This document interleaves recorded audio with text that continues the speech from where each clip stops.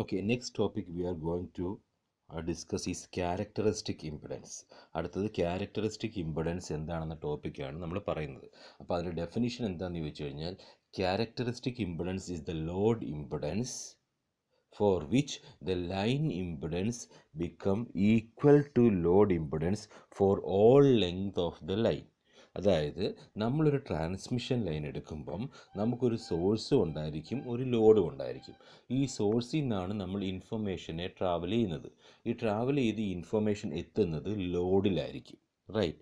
അപ്പം ഈ load offer ചെയ്യുന്ന ഒരു ഇമ്പിഡൻസ് ഉണ്ട്, അതിനെ നമ്മൾ ZL എന്ന് പറയും. ലോഡ് ഇമ്പിഡൻസ് ZL എന്ന് പറയും. ചില ടെക്സ്റ്റിനകത്ത് ZR എന്ന് പറയും. ഏത് പേര് വേണമെങ്കിലും നമുക്ക് ഡിനോട്ട് ചെയ്യാം. അപ്പം ഈ ZR അല്ലെങ്കിൽ ZL എന്തോ ആയിക്കോട്ടെ, ആ ലോഡ് ഇമ്പിഡൻസ് ഇതുപോലെ തന്നെ മറ്റൊരു ഇമ്പിഡൻസ് ആണ് ZIN അല്ലെങ്കിൽ ഇൻപുട്ട് ഇമ്പിഡൻസ് എന്ന് പറയും. അതിൻ്റെ ഡെറിവേഷൻ നമ്മൾ പറയുന്നുണ്ട്. കൂടാതെ ഒരു through out the transmission line ഈ ട്രാൻസ്മിഷൻ ലൈൻ ഓഫർ ചെയ്യുന്ന ഒരു ഇമ്പിഡൻസ് ഉണ്ടായിരിക്കും. ആ ഇമ്പിഡൻസിന് പറയുന്ന പേരാണ് ലൈൻ ഇമ്പിഡൻസ് എന്ന് പറയും. ഓക്കെ, അപ്പോൾ ഇൻപുട്ട് ഇമ്പിഡൻസ് ഇൻപുട്ട് സെക്ഷനിലുള്ളത്, ലോഡ് ഇമ്പിഡൻസ് ലോഡിലുള്ളത്, ഇനി ട്രാൻസ്മിഷൻ ലൈൻ്റെ ഇമ്പിഡൻസ് എന്ന് പറയുന്നത് ലൈൻ ഇമ്പിഡൻസ്. ഓക്കെ, അപ്പോൾ 3 കിട്ടിയല്ലോ. ഈ ലൈൻ ഇമ്പിഡൻസ് എപ്പോഴെങ്കിലും ഈ ലോഡ് ഇമ്പിഡൻസിന് ഈക്വൽ ആകുമ്പം ആ സമയത്തുള്ള ലോഡ് ഇമ്പിഡൻസിന് നമ്മൾ പറയുന്ന പേരാണ് ക്യാരക്ടറിസ്റ്റിക് ഇമ്പിഡൻസ്. ഓക്കെ, അപ്പോൾ ക്യാരക്ടറിസ്റ്റിക് ഇമ്പിഡൻസ് എന്താ? It is the load impedance for which the line impedance become equal to load impedance for all line. Okay, ഒരു ട്രാൻസ്മിഷൻ ലൈൻ്റെ ഇമ്പിഡൻസ് അതിൻ്റെ ലോഡ് ഇമ്പിഡൻസിന് ഈക്വൽ ആകുമ്പം ആ സമയത്തുള്ള ലോഡ് ഇമ്പിഡൻസിന് നമ്മൾ പറയുന്ന പേരാണ് characteristic impedance, which is usually represented by Z0. Okay, അതിന് നമ്മൾ Z0 എന്നാണ് പറയുന്നത്. നോക്കിക്കേ, ഒരു ജനറലായിട്ട് ഒരു ട്രാൻസ്മിഷൻ ലൈനിൽ കൂടെ പോകുന്ന വേവ്. അപ്പോൾ നമ്മുടെ ഈ വേവ് എന്താ സോഴ്സിൽ നിന്ന് ജനറേറ്റ് ചെയ്ത് കഴിഞ്ഞാൽ നമ്മൾ എക്സ്പെക്റ്റ് ചെയ്യുന്നത് എന്താ? ഈ വേവ് സോഴ്സിൽ നിന്ന് ട്രാവൽ ചെയ്ത് നേരെ ഇത് ലോഡിൽ അല്ലെങ്കിൽ ഡെസ്റ്റിനേഷൻ പോയിന്റിൽ എത്തണം. ഈ ഡെസ്റ്റിനേഷൻ പോയിന്റ് ഇതിനെ പൂർണ്ണമായിട്ടും അബ്സോർബ് ചെയ്യണം. പക്ഷേ പ്രാക്ടിക്കൽ കേസിൽ അങ്ങനെ ഡെസ്റ്റിനേഷൻ പോയിന്റ് അല്ലെങ്കിൽ എന്താണ് ലോഡ് എന്ന് പറയുന്ന സാധനം പൂർണ്ണമായിട്ടും വരുന്ന ഇൻകമിങ് സിഗ്നലിനെ അബ്സോർബ് ചെയ്യത്തില്ല. കുറച്ച് പെർസെൻറ്റേജിനെ അബ്സോർബ് ചെയ്തിട്ട് ബാക്കി പെർസെൻറ്റേജിനെ റിഫ്ലക്റ്റ് ചെയ്യും. അപ്പം ഒരു ട്രാൻസ്മിഷൻ ലൈനിനകത്ത് ഇൻസിഡൻ്റായിട്ട് മുമ്പോട്ട് പോകുന്ന ഫോർവേഡ് പ്രൊപ്പഗേറ്റിംഗ് വേവ് ഉണ്ട്. അതുകൂടാതെ ലോഡ് റിഫ്ലക്റ്റ് ചെയ്ത് തിരിച്ച് സോഴ്സിലോട്ട് പറഞ്ഞു വിടുന്ന റിഫ്ലക്റ്റഡ് വേവ് ഉണ്ട്. അപ്പം at a particular point Z the total voltage VZ is equal to voltage of incident wave plus voltage of reflected wave. അപ്പം ഇൻസിഡൻറ്റ് വേവിൻ്റെ വോൾട്ടേജിനെ ഞാൻ V+ എന്നും റിഫ്ലക്റ്റഡ് വേവിൻ്റെ വോൾട്ടേജിനെ ഞാൻ V- എന്നും വെച്ച് റെപ്രസെൻ്റ് ചെയ്തു. ഇനി ഒരാൾ, അതായത് ഫോർവേഡ് പ്രൊപ്പഗേറ്റിംഗ് ആയിട്ടുള്ള ഇൻസിഡൻറ്റ് വേവ് -Z ഡയറക്ഷനിലാണ് ട്രാവൽ ചെയ്യുന്നതെങ്കിൽ അതിൻ്റെ വേരിയേഷനെ കാണാൻ വേണ്ടി e⁻⁻Z കൊടുത്തു. അപ്പം e⁻⁻Z ആണ് ഇൻസിഡൻറ്റ് വേവിൻ്റെ ഡയറക്ഷൻ ഓഫ് പ്രൊപ്പഗേഷൻ എങ്കിൽ സ്വാഭാവികമായിട്ടും തിരിച്ചു വരുന്ന റിഫ്ലക്റ്റഡ് വേവിൻ്റെ ഡയറക്ഷൻ ഓഫ് പ്രൊപ്പഗേഷൻ +Z ആയിരിക്കും. Therefore multiplying V- into e⁻⁻Z. Therefore the total V is equal to V plus incident voltage, V plus e⁻⁻Z plus V minus e⁻⁻Z. Now I am taking the derivative of the equation with respect to Z.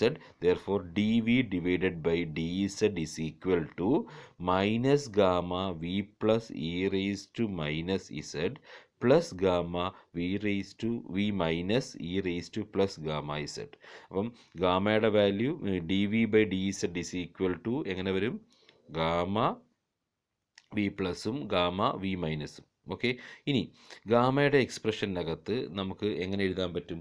ഇനി dV/dZ എന്ന് വെച്ച് കഴിഞ്ഞാൽ നമ്മൾ നേരത്തെ എഴുതി വെച്ചിട്ടുണ്ട് -R+jωL into I(Z).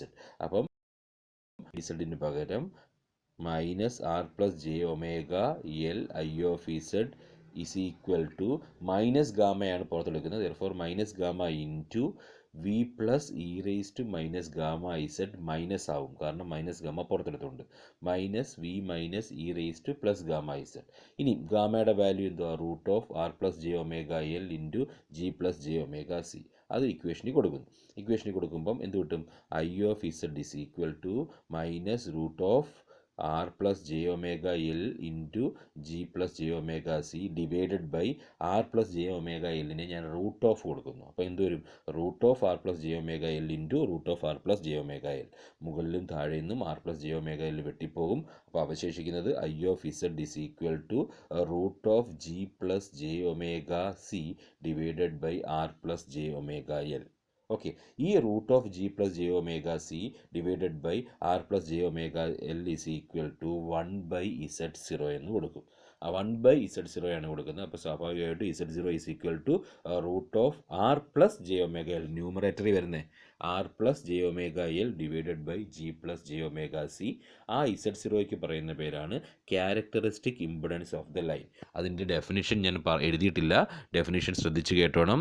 Characteristic impedance of the line is that load impedance for which the input impedance of the line equal to load impedance itself for all length of the line. അതായത് transmission ലൈനിൻ്റെ through out the ലെങ്തിൽ എന്താണ്, transmission ലൈനിൻ്റെ through out the ലെങ്തിൽ നമ്മുടെ line impedance load ഇംപിഡൻസുമായിട്ട് equal ആവുന്ന value, ആ value ആരുടെ, load ഇംപിഡൻസിൻ്റെ വാല്യൂവിന് പറയുന്ന പേരാണ് നമ്മുടെ ക്യാരക്ടറിസ്റ്റിക് ഇംപിഡൻസ് എന്ന്. ഓക്കെ, ഇനി അടുത്തതൊരു 3 കണ്ടീഷൻസ് ആണ്. ഒരു ലോസ്ലെസ്, ലോ ലോസി, ഒരു ഡിസ്റ്റോർഷൻലെസ്. ഈ 3 കണ്ടീഷനിലും നിങ്ങളുടെ ക്യാരക്ടറിസ്റ്റിക് ഇംപിഡൻസിൻ്റെ വാല്യൂ എന്താണ്? അത് അത്ര സിഗ്നിഫിക്കൻ്റ് ആയിട്ടുള്ള ടോപ്പിക് അല്ല, എങ്കിലും ഒന്ന് മനസ്സിലാക്കി വെച്ചത്, ചിലപ്പം ഏതെങ്കിലും ക്വസ്റ്റ്യൻ പേപ്പറിൽ ചോദിച്ചിരിക്കാം. ഓക്കെ, നമ്മൾ അതിലോട്ട് പോവുകയാണ്. ആദ്യത്തത് ലോസ്ലെസ് ലൈൻ. ലോസ്ലെസ് ലൈൻ എന്ന് വെച്ച് കഴിഞ്ഞാൽ ഞാൻ യൂസ് ചെയ്യുന്നത് ഒരു കണ്ടക്ടർ ആയിരിക്കും.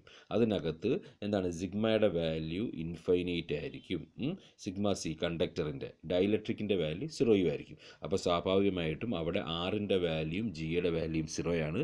അങ്ങനെ വരാൻ കാര്യം ആർ ഇസ് ഈക്വൽ ടു ഈ നോട്ട് എന്ന് പറഞ്ഞ് എഴുതിയിട്ടുണ്ട് 2 divided by omega delta sigma. Sigma 0 ആകുമ്പോൾ ആറിൻ്റെ വാല്യൂ 0 ആയും, അതുപോലെ തന്നെ ജിയുടെ വാല്യൂയും 0 ആവും. therefore equation gamma is equal to എങ്ങനെ വരും, ആറും ജിയും 0 ആകുമ്പോഴത്തേക്കും root of 0 plus J omega L into 0 plus J omega C. therefore gamma is equal to root of j square omega square L C. ജെയും ഒമേഗയും പുറത്തെടുക്കുമ്പം gamma is equal to J omega root L C. ഇനി ഗാമയുടെ general equation നമുക്കറിയാം, alpha plus j beta. അങ്ങനെ അത് real പാർട്ടും imaginary പാർട്ടും കൂടെ ഇക്വേറ്റ് ചെയ്യുമ്പോൾ റിയൽ പാർട്ട് ഇല്ല, therefore alpha become 0 and J beta is equal to J omega root L C. therefore beta is equal to omega divided by root L C. Omega by beta is equal to 1 by root L C which is equal to F lambda which is equal to mu. അതെന്തോ ആയിക്കോട്ടെ. അപ്പം നമ്മുടെ Z0യുടെ expression എന്താവും, ആറും ജിയും 0 ആകുമ്പോഴത്തേക്കും Z0 is equal to root of J omega L divided by J omega C which is equal to root of L by C. ഇനി ഒരു ഡിസ്റ്റോർഷൻ ലൈൻ ആണെങ്കിൽ, ഡിസ്റ്റോർഷൻ ലൈൻ്റെ കാര്യം അവിടെ നിൽക്കട്ടെ,